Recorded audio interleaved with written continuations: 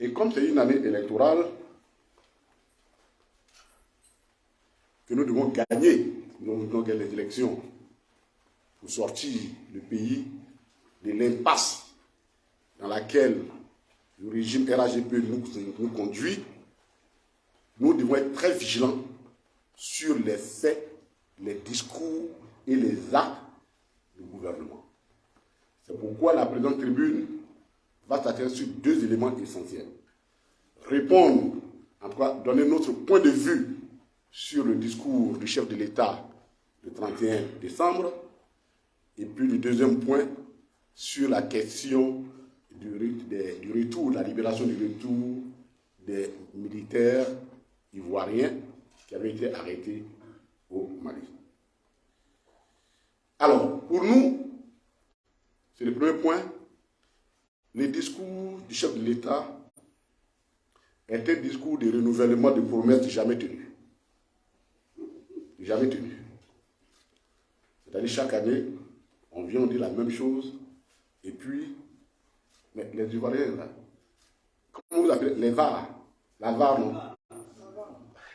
Les gens ont créé un truc pour dire quand on revient en arrière pour aller, pour regarder les discours des uns et des autres, ils appellent ça la VAR. Des vidéos, audio, enfin.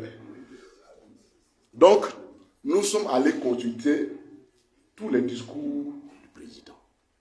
Et on se rend compte que tout ce qu'il a dit, 95% de ses discours, les nouveaux engagements qu'il a pris, sont des redites, des promesses qu'il avait déjà été faites 10 ans avant. Et nous avons le plaisir de lui rappeler, pour dire attention, ce n'est pas parce que nous sommes en une année électorale que tout est permis. Parce que ce que vous dites, nous, on vous reprend là-dessus. Alors, ceci dit, par exemple, le discours du président, pour nous, il y a deux éléments. Il y a un bilan. Bon, qu'il fait toujours, il s'auto-célèbre, le gouvernement s'auto-célèbre, est satisfait, ainsi de suite. Et puis, bon, cette auto-célébration-là, les Ivoiriens n'y croient même plus. Et puis, bon, sans s'en rendre compte. Voilà. Alors, il y a un certain nombre de points que le président a soulevé comme étant des nouveaux engagements. C'est-à-dire, il dit, fait de l'année 2023 une année de la jeunesse. Et il veut transformer certaines villes secondaires en villes, en grandes villes. Bon, on va s'interroger sur ce que tout ça veut dire. Il veut réduire le délai de paiement des factures des PME. Il veut plafonner le prix des produits de première nécessité et augmenter le pouvoir d'achat des Ivoiriens. Bon. Pour nous, et nous allons vous le démontrer, pour le PPACI, tous ces discours-là, il y a deux éléments. Soit ils reprennent les idées du président Laurent Gbagbo, soit ils retirent, ils prennent des promesses qu'ils n'avaient jamais tenues. Et nous allons les reprendre. Commençons par le premier point, relatif à l'année de la jeunesse. Le président dit qu'il veut faire de cette année l'année de la jeunesse. Bon, c'est très intéressant. On s'est dit, mais pourquoi subitement, c'est 2023, il veut faire l'année de la jeunesse? Et dans nos régions, on se rend compte que, en temps, il y a un certain président Laurent Gbagbo qui est parti à Azopé et qui a dit qu'il veut rencontrer les jeunes. Ah, finalement, on dirait que, bien qu'on ait voulu nous empêcher d'aller à Azopé, nos discours là-bas les inspirent.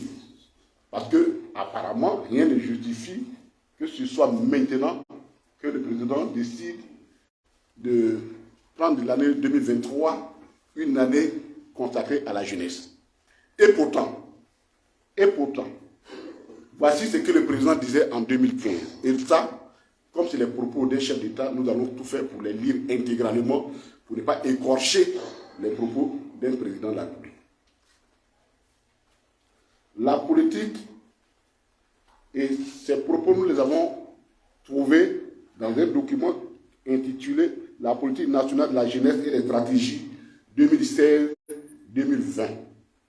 Donc, il s'agit donc des propos qui ont été tenus en 2016. Nous sommes 7 ans après. Voici ce que le président disait en 2016.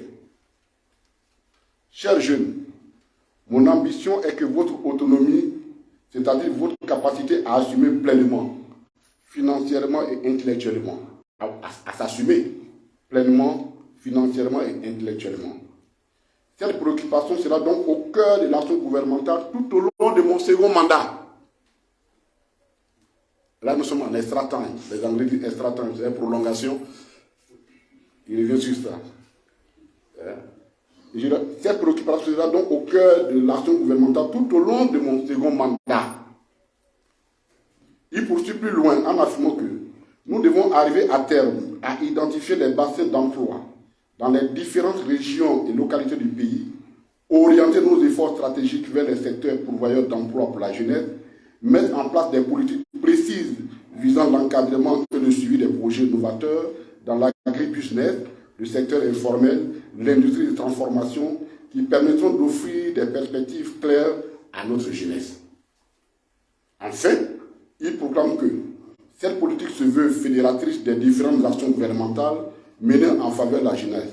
Elle prend en compte l'éducation, la formation, l'emploi, la protection et la promotion de la jeunesse et des services publics. Par son adoption, nous mettons l'accent sur le nouveau type de jeunes auquel la Côte d'Ivoire aspire. L'Ivoirien nouveau, ça c'est l'expression ça. Donc la devise reste et demeure l'Union discipline travail pour une Côte d'Ivoire émergente. Ça, ce sont les propos du président de la République en 2016.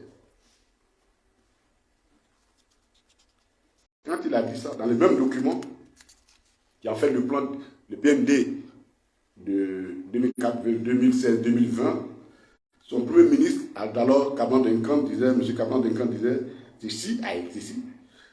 La jeunesse est au cœur des objectifs et de la mise en œuvre du PND 2016-2020.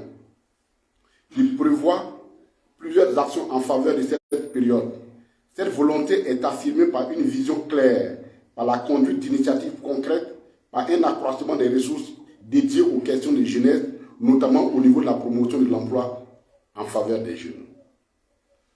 Quand on a fini de dire ça en 2016, et qu'on vient en 2023 pour dire qu'on consacre l'année 2023 l'année de la jeunesse, de deux choses l'une. Soit on a oublié ce qu'on avait dit en 2016, soit on n'a pas oublié, mais on a échoué de mettre en application ce qu'on a dit en 2016. Donc la question que les partis se posent est simple. Si vous n'avez pas pu faire ça pendant votre mandat, votre deuxième mandat, pendant 5 ans, comment, par quelle alchimie, vous allez pouvoir arriver à faire cela en une année, en 2023? C'est ce qu'on appelle la quadrature du cercle, c'est-à-dire donner une forme carrée à un cercle. C'est impossible. C'est impossible. Ça, ce n'est pas notre vision, c'est le président de la République qui a dit ça. Ce sont ses propos et les propos de son gouvernement. Dans la réalité, tout ce que nous vivons là, ce sont les conséquences du troisième mandat. Le troisième mandat, rien n'a été prévu pour le troisième mandat. Et comme rien n'a été prévu, donc on est obligé d'aller revisiter ce qu'on a dit avant et qu'on n'a pas pu faire pour vouloir en faire un programme. Et donc on dit les mêmes choses.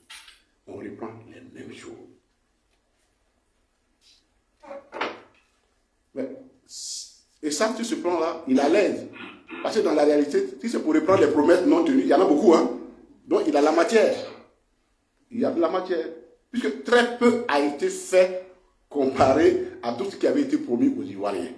Et tout le long de cette tribune, nous allons relever ces éléments-là. Mais nous savons, et nous le disons, que nous ne sommes pas dupes. Il y a quelques jours, le président Laurent Gbagbo appelait la jeunesse à une rencontre, à une réflexion à Azopé.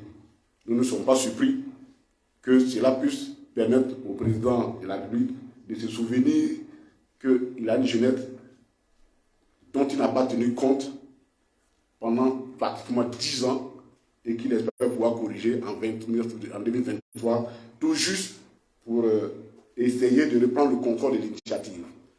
Aujourd'hui, nous sommes en train de constater une inversion des rôles. Finalement, le PPACI devient celui qui prend l'initiative et le pouvoir réagit à ça. Donc, dans la réalité, il y a une inversion des rôles. On ne sait plus finalement qui est pouvoir, qui est opposition.